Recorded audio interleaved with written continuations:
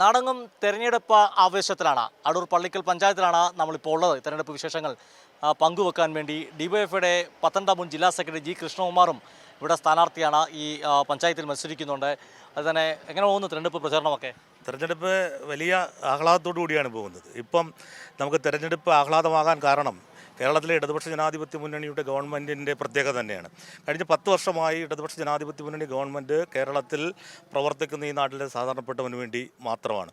അതുകൊണ്ട് തന്നെ ഈ നാടിനകത്ത് വികസനം, ക്ഷേമ പ്രവർത്തനങ്ങൾ എല്ലാം വളരെ ഭംഗിയായി നടക്കുന്നു. അതുകൊണ്ട് തന്നെ എല്ലാ വിഭാഗം ആളുകളും ഒരു ആഘോഷത്തോടു കൂടി ഇടതുപക്ഷ ജനാധിപത്യ മുന്നണിയെ വിജയിപ്പിക്കാൻ വേണ്ടി കൈകോർക്കുന്ന കാഴ്ചയാണ് കാണുന്നത്. ഈ കോവിഡ് വന്നപ്പോഴേ, പ്രളയം വന്നപ്പോഴൊക്കെ നാടിനൊപ്പം നിങ്ങൾക്ക് യുവാക്കളെല്ലാം പ്രവർത്തിച്ചൊരു ഘട്ടമുണ്ടായിരുന്നു. അതൊക്കെ ആളുകളിലേക്ക് എത്തുമ്പോൾ അവർ ഓർത്തെടുക്കുന്നത് എങ്ങനെയാണ്? ആ ഒരുമയും ആ സന്തോഷത്തെയൊക്കെ, അന്നത്തെ വിഷമത്തിനിടയിലും ചില സന്തോഷങ്ങളായിരുന്നു ആ ഒരുമ. ആ ഒരുമയെ പറ്റിയൊക്കെ എങ്ങനെ ആളുകൾ ഓർത്തെടുക്കുന്നത്? തീർച്ചയായും ഇവിടെ കോവിഡ് വന്ന കാലഘട്ടം ഇത് നാട്ടിലെ ഒരു ആർക്കും മുൻകാലത്ത് അങ്ങനെ ഒരു ഓർമ്മ പോലും ഇല്ല. അങ്ങനെ ഒരു കാലഘട്ടത്തിലാണ് കോവിഡ് വന്ന് കണ്ടെയ്ൻമെൻറ്റ് സോണായി നമ്മുടെ ഇവിടുത്തെ ഒരു കോളനി അല്ല നഗർ അടക്കം അടച്ചിടുന്ന സംഭവം ഉണ്ടായി. അവിടേക്ക് ഭക്ഷ്യധാന്യങ്ങളുമായി ഡിവൈഎഫ്ഐയുടെ നേതൃത്വത്തിലുള്ള ഇവരെല്ലാം ചേർന്ന് ഭക്ഷ്യധാന്യങ്ങൾ എത്തിക്കുന്നതിനും കിറ്റുകൾ കൊടുക്കുന്നതിനുമെല്ലാം അവിടെ സജീവമായി ഉണ്ടായിരുന്നു. അതുപോലെ തന്നെയാണ് പ്രളയം വന്നപ്പോഴും. പ്രളയം ഈ പള്ളിക്കലാറിൻ്റെ കരകവിഞ്ഞ് പ്രളയം ഈ വാർഡിലേക്ക് വെള്ളമെല്ലാം കയറി. ഇവിടെയെല്ലാം അത് നമ്മുടെ സോഷ്യൽ മീഡിയയിലെല്ലാം ഉണ്ട്.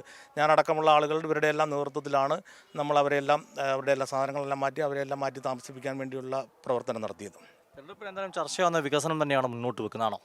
തീർച്ചയായിട്ടും വികസനം, ക്ഷേമ പദ്ധതിയിൽ ഇപ്പം പെൻഷൻ വർദ്ധിപ്പിച്ചത് 3600 രൂപ ഇപ്പോൾ കൈകിട്ടിയിട്ടുള്ള 358 ആളുകളാണ് ഈ വാർഡിനകത്തുള്ളത്.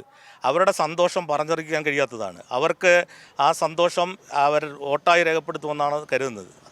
പ്രവർത്തകരും വലിയ ആത്മവിശ്വാസമാണോ? വിജയം ഉറപ്പാണോ? 100% അതിനകത്ത് ഞങ്ങൾക്ക് തർക്കമില്ല.